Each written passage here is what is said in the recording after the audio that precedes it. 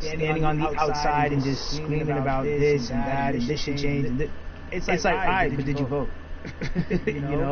And so I know it's gonna feel good to know that I played a small role, and that's the problem. I think the mentality of like my vote doesn't matter needs to be changed to my vote, albeit small, does matter. It's a role I'm playing, and if I play my part, and you play your part, and he and she plays their part, then we make a difference. But it'll feel. I have a feeling it's gonna feel very, very bigger than me. I mean, I think when you realize that giving actually feels better than receiving, that's when you start wanting to do your part and contribute. So voting is an easy way to give.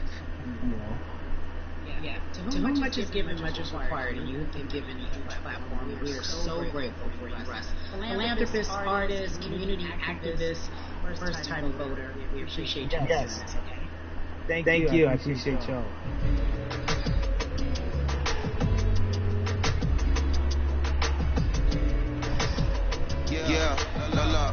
So cities like Atlanta and Chicago have been at the forefront of discussions, especially now in this country when we're talking about COVID-19 and systemic racism as well as police brutality and what we can do in this country.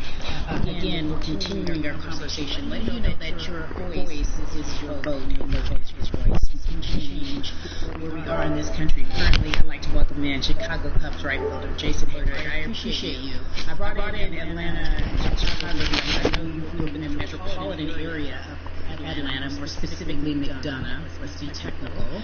And you have been very vocal throughout this entire time in terms of what our country's been experiencing. Let's look at the past month and a half, if you will. What has been the hardest thing for you to deal with? The hardest thing for me to deal with, Carrie, this last month has just been going from the virus shutting everything down to us being called to action. We've had multiple police brutalities.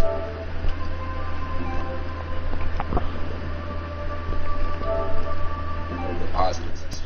Make sure that doesn't get lost in all the chaos going on, for people to actually hear from a reasonable, respectable person who cares about everyone involved. A reasonable, respectable person who cares about everyone involved, which leads us to more than a vote.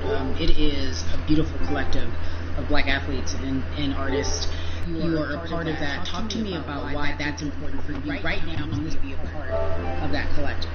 To me personally, it's important to be a part of that because I've somewhat used baseball in my craft as an excuse to not get more involved in voting. But I can't any longer use baseball and Hvad så, Andreas? Har du en telefon på dig? Nej. Tell me in your words, what does activism look like? Den er sidst. Ja. Mig, man er hurtig. Kan nu være med at spille den der? Jeg muter jer begge to, og så når den her weird fibel er færdig, så unmuter jeg, okay? Hvorfor? Det er fordi jeg vil gerne høre det. Okay. You said something I thought was so key. Covering sports for so long. I know that it's tough for black players specifically in Major League Baseball to talk about how they feel. Adam Jones did it in a very eloquent way early on, but there are very few that are vocal. You said you all were afraid. Why use that word and why were you afraid? We was afraid because in 2019 it was 68 of us total. And 38 teams, there's 25 men roster on each team, 40 man roster, which is on each team as well.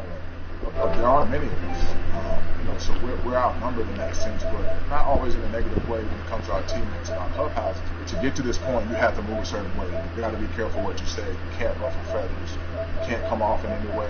Much like other black entertainers, much like yourself, probably having to live through life every day, but to get to the highest level, you gotta button up, you gotta be seen and not heard. So baseball is, like I said, it's time for us to try and speak up and make a difference and show it's okay to do so because we can't require it.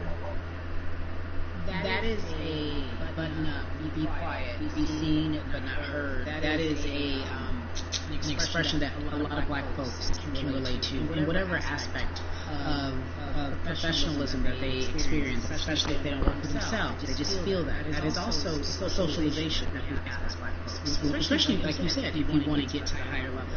And for so long, I felt it bubbling right underneath the surface that so many of us who were in whatever position we were that have platforms tired of pretending and looking the other way and spending so much time making others comfortable while we were uncomfortable.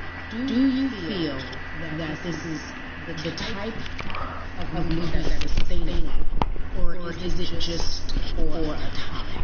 It takes everyone joining our conversation right now. I feel like whatever there's little possible to distract from bigger issues. We saw on draft day, we saw our president of the U.S. team holding up a sign saying Black Lives Matter. Yeah. Be in that. Now we're having those conversations as well. So I definitely think this is sustainable, and it's not always just going to be popular. It's just some people don't like because they know we care. Jason, you said you think it's sustainable, that what you're seeing, especially with your colleagues in baseball, that this can be something where you're feeling more comfortable, feeling more safe to share how you feel about social injustice and police brutality. What are you doing right now in this moment with your platform to help change how we look at voting?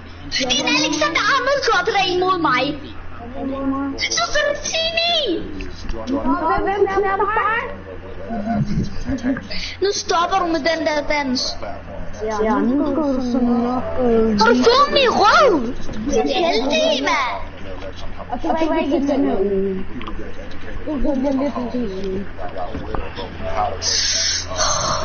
Invite mig, når du spiller Fortnite.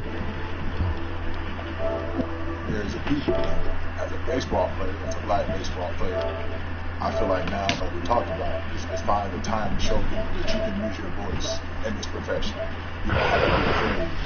And to me, that became someone, a public kid growing up, you can see these other guys in the video of a post and saying, hey, this is what they're standing for. They're speaking up for these things, and it's okay to